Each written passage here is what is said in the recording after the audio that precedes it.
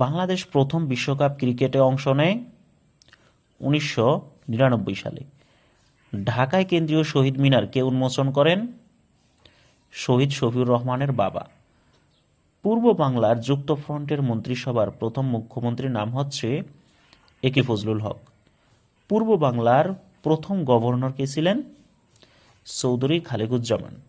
বিখ্যাত সাধক শাহ সুলতান বলখির মাজার কোথায় অবস্থিত?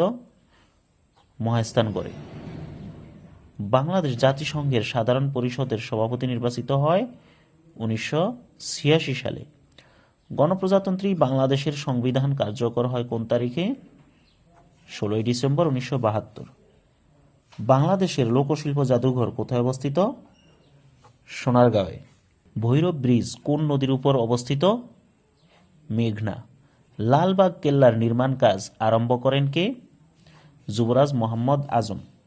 ইবনে বতুতা কোন শতকে বাংলাদেশে আসেন? চতুর্দশ শতকে।